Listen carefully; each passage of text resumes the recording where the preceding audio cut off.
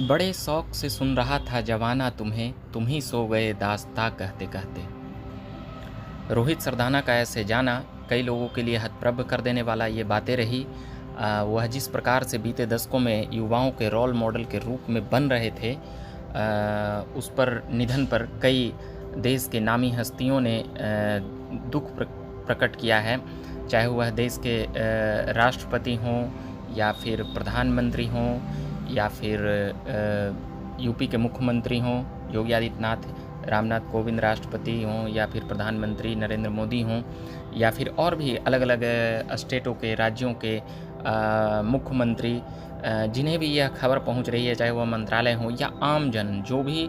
आम लोग हैं देश के, जिस प्रकार से रोहित सरदाना उन मुद्दों को उठाया करते थे और उन मुद्दों पर जिस प्रकार से रोज़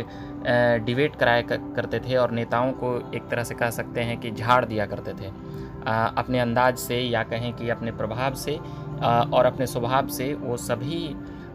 जो कार्यक्रम का दंगल का हो या फिर जो उनका चलता था ताल ठोक के, जिस प्रकार से नोक झोंक और बातों की होती थी, उन सभी चीज़ों को मैनेज करना और संभालना की न केवल रोहित सरदाना की न केवल काबिलियत दिखलाती थी, बल्कि एक सफल एंकर का भी एक कह सकते हैं कि सफल एंकर का भी एक रूप में वह एक मॉडल के रूप में जो आजकल के युवा जो यूट्यूब और तमाम तरह के जो रूपों में न्यूज़ चैनलों में काम करना चाहते हैं, वो सभी सीखते थे। रोहित सरदाना जिस प्रकार से बीते एक दशकों में, यानी कि पिछले एक दशकों में जिस प्रकार से वो टीवी पर इतनी तेज़ी से आ रहे थे, तो सीखने का जो कई नए नए पत्रकारों में जो ललक थी, वह रोहित सरदाना को देखने के बाद शांत होती थी। रोहित सरदाना ने तो पहले जी न्यूज़ से वह पॉपुलर हुए, उसमें जगह बनाई, उसके बाद आज तक में जिस प्रकार से वह आकर एकदम छा गए जी न्यूज़ और आज तक में उनकी ज़्यादा काम करने का फलसफा दिखता है। ईटीवी और आकाशवाणी का भी रिकॉर्ड है। वहीं उनका उम्र अभी जाने का नहीं था, 42 वर्ष उनका उम्र है। हरियाणा के कुरुक्षेत्र से वह आते हैं और गणेश शंकर विद्यार्थी अवार्ड जो पत्रकारिता में हर किसी को नहीं मिलता, मगर रोहित सरदाना को मिला। अभी कई पत्रकारों का निधन हुआ है, उसमें रिपब्लिक भारत के कोरोना के ही कारण विकास शर्मा का भी निधन हो गया है। तो अभी इतना ही कहेंगे कि रोहित सरदाना को दुनिया बड़े शौक़ से सुन रहा था, मगर वही सो गए दास्ताँ कहते कहते, ये बड़े शायर ने कहा है। वह जिस प्रकार से कल तक ट्वीट कर रहे थे, कल तक प्रत्येक लोगों के लिए, ऑक्सीजन के लिए या फिर सिलेंडर के लिए या फिर दवाई के लिए या फिर कोई भी ऐसी ज़रूरत के लिए जहां हॉस्पिटल में बेड खाली हो ना हो, उसके लिए लगातार उनके ट्विटर हैंडल से ट्वीट आ रहे थे।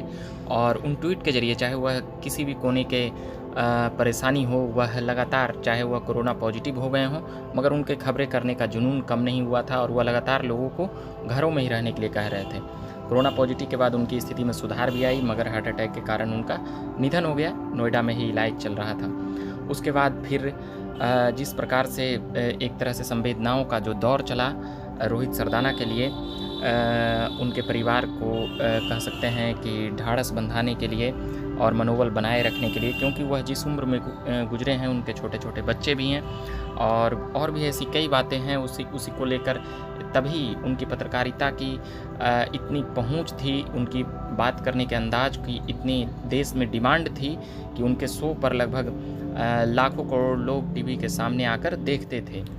रोहित सरदाना का पत्रकारिता में आने का एक और बात रहा कि वह टीवी पर आना चाहते थे। वह एक प्रेजेंटेशन में बोल रहे थे कि हमें टीवी पर आने का शौक़ बचपन से ही था, इसके लिए एक्टिंग में भी भाग आजमाया, एनएसडी जैसे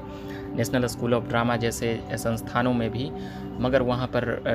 वो सफल नहीं हो पाए, या कह सकते हैं कि वहाँ पर वैसी नहीं जम पाई। मगर उसके बाद उन्होंने शुरुआती दिनों के काम करते हुए यह भी बताया कि कैसे 5-6 हज़ार में अलग अलग दूर स्टेटों में, आंध्र प्रदेश ये सब में,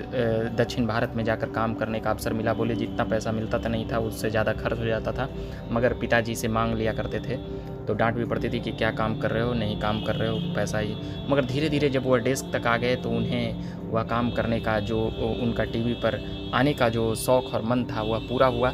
और खेल, पहले स्पोर्ट्स की खबरें बताया करते थे, जब हम शुरुआती दौर में हम भी सुना करते थे रोहित सरदाना को, तब तो अभी सारा देश गमगीन है रोहित सरदाना के जाने के बाद। भगवान से यह प्रार्थना करते हैं कि भगवान उनकी आत्मा को शांति दे और उनके परिवार को यह मनोबल दे कि वह इस दुख से उबरें।